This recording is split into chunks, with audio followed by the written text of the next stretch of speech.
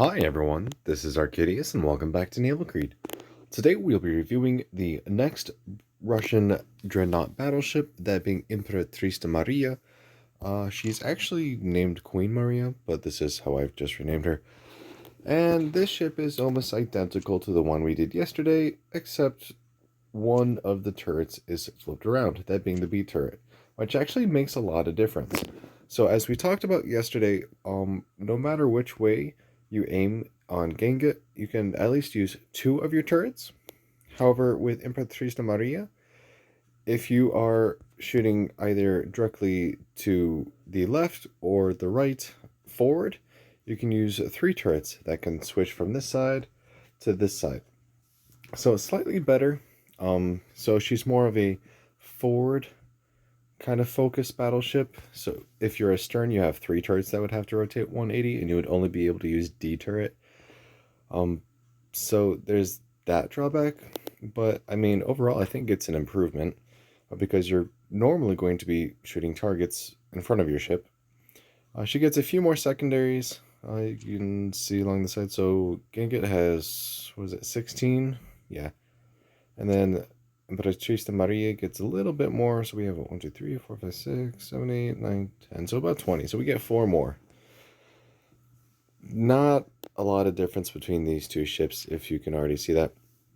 But before we get into Imperatrice Mariya, there was a few things. So yesterday I told you how Poltava was out, and that we could also see what Lenin would look like. Well, this is actually the update that was for today. It just, for some reason, came out yesterday. Not quite sure why, but there you have it. That explains why I hadn't heard anything about it until now, because it was the update that I didn't think would actually happen until today. So yeah, both of these ships are, well, Poltava is out for playing, and it's actually a really, really fun ship. It might be one of the better tier 7s. She's a lot more, what's the word I'm looking for?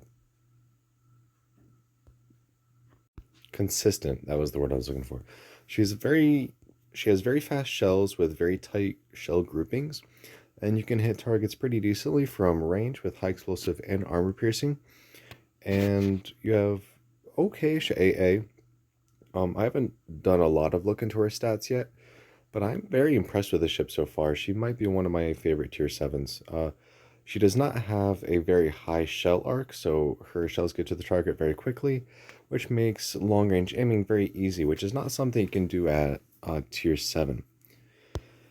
Let's see what else. I don't think there is much more other than that. Ekaterina actually has a sister ship already. I've renamed her Rodina, and it kind of looks like wood. Not quite sure what they're shooting for here, but this is what we got. So I mean, cool, but nothing really that stands out and screams this is awesome. So yeah, let's toss ourselves back into the stats for Imperatrice Mariya. So she is a tier, was it tier 5? Yeah, tier 5. So you're going up against Congos at 5.0, New York's at 4.5, even the occasional Bayern at 5.5, the Iron Duke's at 5, Tiger's at 5, Canada's at 5. Can't think of much more other than that. So those are your main opponents. Well, you also have Koenig's at 4.6. So you still have very strong firepower. You get a few more secondaries. Your AA is practically negligible. But let's see what else we have. So fully updated, we have 51,800 health, 19% torpedo damage resistance, which is practically nothing. Up to 12 inches of armor. Let's see, max on the belt of 275. So that's almost 11 inches. And you also have a turtle back here. So your armor is somewhat decent. However, I still think that it'd be quite easy to Citadel her. I haven't played many games in her where I'm actually able to shoot the enemy Imperatrice Mariya. So I have quite a few games in her itself, but actually shooting the other enemy ship, not too many. It looks like all of it is on the turret faces and the turret backs. So pretty solid armor layout, I would say, but she is still a very squishy ship with a lot of casemates. If you remember when I was talking about the early German battleships with the casemates, such as Kaiser, Koenig, and Bayern, if you aim anywhere at this upper belting casemates, it's a major damage sponge. So that's one good area to shoot at no matter what. So we have that, 4 main guns, 20 secondary turrets, 20 AA guns. Let's see, guns. We have 12 12-inch guns again. Like I said, that B turret does have a better firing arc, or at least in my opinion she does. So you still have the same kind of firepower though. 2.1 rounds a minute, so slightly faster. Still have 36 second 180-degree turn time. Still good stats in regards to high explosive and armor piercing. Literally, this is just a copy paste of Gangut with a couple more guns and at a slightly higher tier. There's really nothing that screams I'm different. So it's pretty much going to be the same thing. Range 16.7 kilometers, secondary battery range 4.4, speed of 21 knots, which is actually slower than Gangut. So we had 15.5 and 4.4, and now we have 16.7 and 4.4. So we get a little bit more range at the higher tier. AA, I mean, you have a few guns. Whether or not it's actually going to be useful is up for debate. Gangut is going to be the only one, or the only dreadnought Russian battleship that actually has a decent AA for its tier. Every single ship after Gangut is going to be like bottom of the barrel AA power. So don't expect anything from the ship at all. So with that, let's toss her into a game and see what we can do. Alright, here ourselves a game. 4 battleships, 3 of them being Congos. 3 cruisers and 2 destroyers. Again, no carrier, but that's, again, fine with me, considering I'm not that good against carriers to begin with. I do have health buffs and speed buffs applied, so do keep that in mind. And we're going to start off with high explosive, because I have a feeling that we're going to be running into those destroyers and cruisers first. And even though I do have 12-inch guns, it's going to be pretty disappointing with armor penetration, at least at these levels. And armor piercing at this range is going to be pretty inaccurate as well. So might as well just use high explosive and see if we can start some fires. So as you can see, we immediately are able to use 3 turrets. Maybe not at that exact angle, but let's see what we have. So there's 1 turret, and then all 4 of them are at this kind of angle. Alright, so let's send some high explosive out towards this Congo, or at least the first one. Accuracy is not terrible, but like I said, it does get slowly worse over range, but that's true for all ships. 3 hits out of 12, and we even got a fire. And then I think maybe we destroyed a secondary gun. I didn't actually see that. Right, so let's see if we can get some fires on this Congo as well.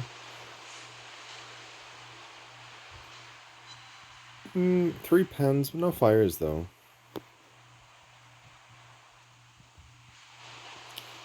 Alright, so let's actually see what we can do against this Königsberg. So against a cruiser, or a light cruiser, what can high explosive do? Quite a considerable amount, considering all 12 of those hit. We set, was it 2 fires? And we even destroyed some torpedo tubes.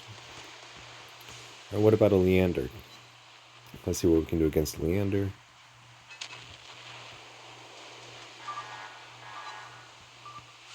Only 8 pens, but 2 fires and a ton of damage.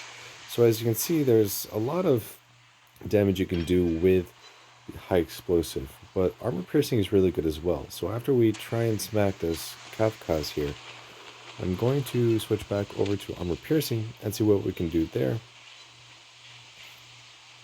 So 2 more fires destroyed, torpedo tubes and secondary guns. The secondaries are working on the Kafkas, or at least trying to. With mixed accuracy. But, I mean, they at least hit once in a while. There we go. And they even are doing some damage. Alright, so fully broadside Congo, which is never a good position to be in. Let's see what armor piercing can do. 6 overpens, 3 pens. No citadels, surprisingly, but there we go. Got her. But I mean, it was still solid damage.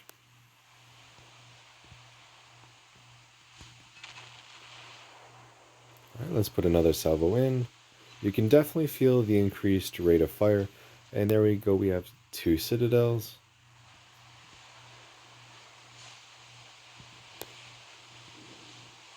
We're going to let her heal a bit so we can actually end up getting more damage. Well, let's see what we can do against this Congo. There we go. 20,800 damage. Alright, so this Imperatriz de Maria. So let's see what armor piercing does on her kind of broadside at 6.5 kilometers. So flattest broadside we're ever going to get. Let's see what the armor's like. 3 citadels for 35,700 damage. So on second thought, maybe she doesn't have the best armor. Maybe it just looks good on paper. So definitely would not be giving broadside for any of these ships. I'm going to use one for you. And see if the last 3 turrets can finish you up.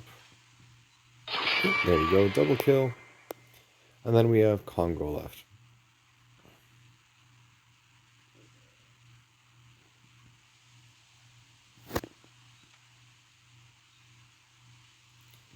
And let's see if we can take her out with this last salvo. And there we go. So you can see she's really good against cruisers and battleships. Destroyers, if you get the chance and you have high explosive loaded, you can definitely just shred them. Anything that looks at you or it gets in range, you just look at it, and whether you have armor piercing or high explosive, it's gonna feel pain. And that is a consistent trend with most battleships in this battleship line. So we were able to finish the game with 193,000 damage, 5 ships sunk, 97 shell hits, 1 aircraft shot down from God knows what. Probably, no, the Congos didn't have... Maybe it was Leander that had it up. I know Leander gets a seaplane. So 7 citadels, 7 fires, 2 modules destroyed, 20 secondary hits. So 38,000 of that damage was in high explosive, 133,000 was in armor piercing, 15.5 or just about 1,000 damage was from fires, and secondary battery actually did almost 6,500 damage as well. So your secondaries are not the best, but they're not exactly worthless either. They're at least more useful than like something like New York. So that's always a plus. So your guns are really good. Your secondaries are somewhat okay. Your AA is absolute trash. You are just food for carriers. You don't have much superstructure, so actually getting high explosive farmed is gonna be a bit harder for the enemy. Your armor itself, though, is pretty weak. If you get broadside, you will very quickly find yourself at the bottom.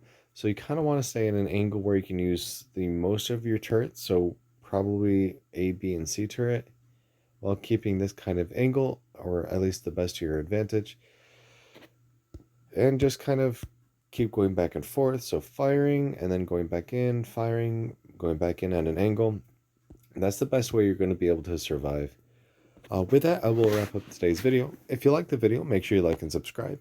And join me tomorrow while we go over the 14-inch gun version of these ships with a complete opposite turret layout with 3 facing backwards and only 1 facing front in the battleship Ismail. So again, thank you and take care.